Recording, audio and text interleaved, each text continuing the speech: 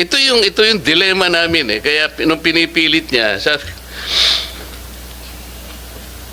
and ako po nagtataka kung bakit kayo rin nag-agree kayo. So ano po talaga kayo po yung ano eh. Ang DOJ is the principal law agency.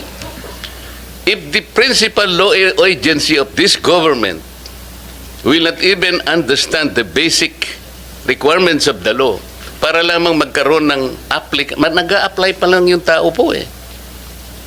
Imagine, hindi man natin masasabi kung ultimately magko-qualify siya eh. Or even if he qualifies as a state witness, kung hindi niya naman nagagampanan ang tungkulin niya under the program, pwede mo rin siyang alisin eh. So, the point, Mr. Chair, is they cannot even begin to be processed under the law kasi naglalagay po kayo ng requirement which has not been included by law. Sino yung mag-explain ulit? Sabi? May I be educated on that? Yes, Mr. Chairman. I just wanted to make an attempt to reconcile the debate on this matter. There's actually no inconsistency.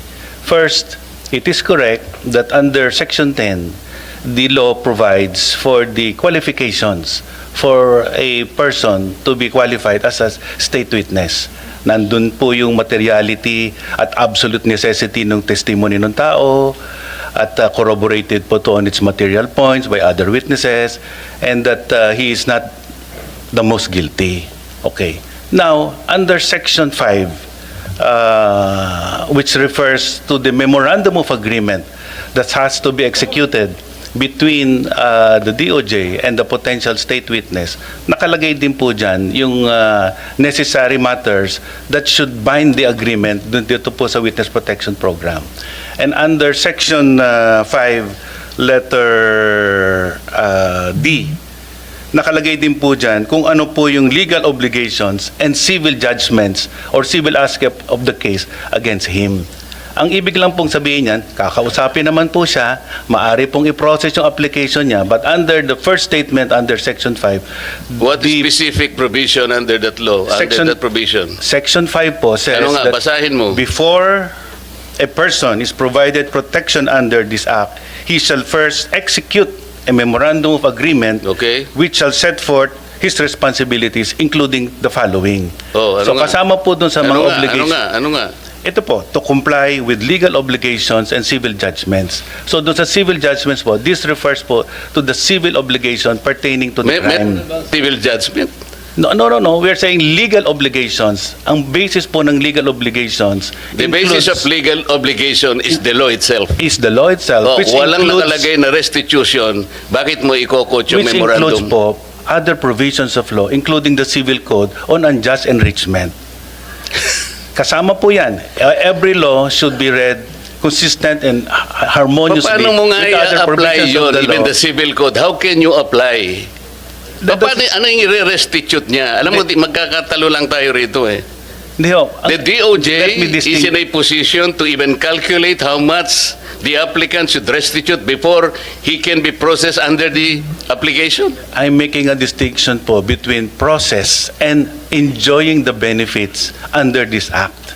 So, ipoprocess na po yan dahil matagal po naman ang paraan para malaman at matuntun ang lahat ng civil obligation. Wala pa nga pong statement whether or not meron nga sila. Wala pa tayo eh. Kailangan po natin makuha ang mga statement ng mga potential witnesses. Kailangan pong evaluate, kailangan pong malaman. Doon sa memorandum na sinasabi mo, Usec, sinasabi restitution? Opo, kasama po. Sinasabi dyan? Hindi, ang word po dito ay civil and legal obligations. Understood po na ang legal obligations has many sources. Saan ang gagaling ang obligation? The law does not provide restitution in the first place. That is very simple. Legal obligation po has a Huwag specific kayong definition. mag-imagine ng argument, Usec. Magtatagal lang tayo rito. This is very simple enough. Apo. Anyway, ang sinasabi ko Kapag lang po, ba hindi provided ng batas, magiging reasonabling obligation under the provision you're quoting? we are saying that legal obligations is defined under the law. You cannot and legal even obligations includes unjust enrichment. your opinion will even matter here. That's your opinion. Ang pinag-uusapan natin is the requisite of law. Thus, the maxim expressio unius est exclusio alterius ring a bell to you? Alam po natin yun. Ang O anong sinasabi ibig ko po, sabihin nun? Ang what is expressed excluded is not included. Kaya nga. You are including an opinion which was not expressly enumerated under Section 10 of the law. Hindi. We submit, Your Honor, that a witness can be processed under this program, but he cannot receive any of the benefits as stated in Section 5 unless the matter referring to legal obligations is reduced into writing in a memorandum. So, Yan Mr. po ang Chair, posisyon namin. the opinion of the Usec is trying to supplant the very clear and categorical provision of law. We submit, Your Honor, we're just reading the text of Section 5. Your Honor, may I also add, we are trying to get to the bottom of the investigation. You are adding an opinion and you are supplanting the basic provision of law. You cannot do that. And sabi pa nga natin, the spring cannot rise higher than its source. Tama? Opo. Paano? Pati opinion mo, gagamitin natin. Sana wag ganun para hindi na tayo magtagal. Ano? Paano nyo mapoprocess ngayon ito, Sec, Vida? Kung ipipilit nyo halimbawa, tingnan nyo hanggang ngayon, what is the status of the application, for example, of the Discayas? I am not defending them. Kaya ko lang po pinipilit ito because kagaya ng sinabi ko, gusto nating ma-identify yung mastermind. Opo. Kung ayaw ninyong i-identify yung mastermind, that's a different matter altogether. So, kahit na wag nyo na siyang i-process, okay lang. Pero kung gusto nyo malilit na isda lang, kaya ayaw niyang i-process, nasa sa inyo yon. Nasa sa inyo yon. Kasi dito sa inyong presentation,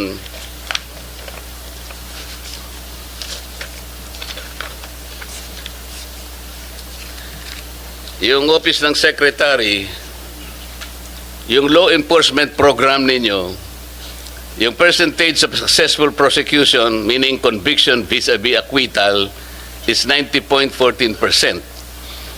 Pero yung percentage of successful prosecution in cases with witnesses covered by the program, it's 95.3%.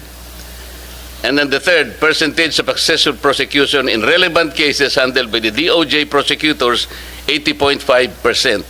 So dito mas mataas talaga yung success if you will use the WPP. Hindi nga ako, nagtataka nga ako kung bakit averse kayo dun sa pag-process dun sa samantalang wala namang nilalagay na restitution, ipipilit nyo para lang hindi sila makover ng program. So ano mangyayari sa batas natin? You will insist on an opinion supplanting the requisites categorically provided by law. Hindi talaga makakapaprocess. So pinipili nyo yung gusto nyo i-process. Paano natin? Sila lamang ang nakapag-identify initially ng 17 congressmen. At doon sa kanilang mga testimony, lumalabas na rin ang pangalan ni Saldico and Martin Romualdez. Ngayon, kung ayaw ninyong bigyan sila ng protection under that law, kaya siguro umayaw na sila sa ICI. So what is their status now with the DOJ? Are you insisting that they restitute? How much? How do you compute it? If I may, Your Honor. Oh, yes. If I may, Your Honor, to be consistent, the Department of Justice. No, you are not consistent from the beginning. Huwag mo sasabihin yung to be consistent. Okay. There is no consistency here. Sige po. Magkano ang gusto nyong restitute nila in the first place? Okay. Wala pa po sa estado na ganon. So mga tweet, hindi mapoprocess talaga yan. Pinoproseso po namin, Your Honor, yung kanyang application. How can you process the application, Mr. Chair, if you are providing another requisite which is not even written in the law? You are imagining something that is not within the law. You are Department of Justice. Ito yung sinasabi ko sa inyo.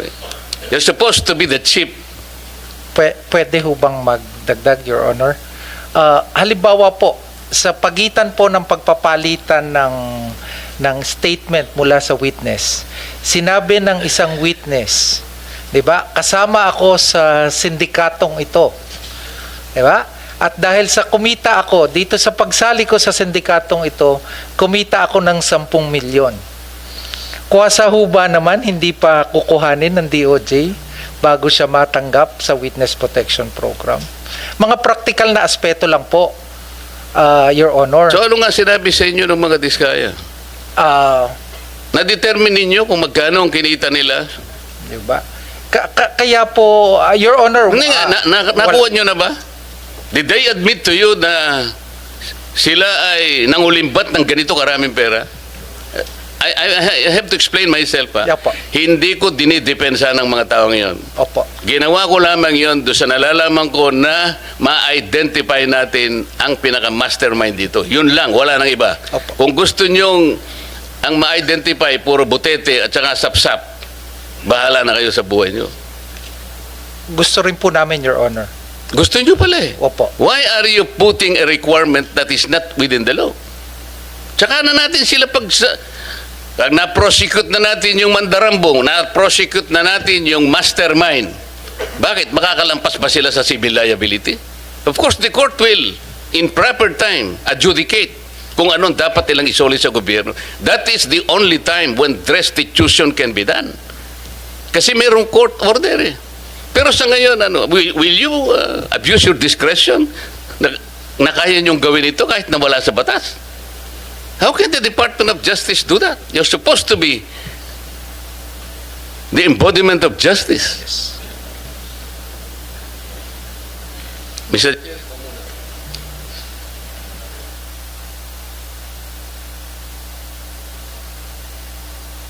Thank you,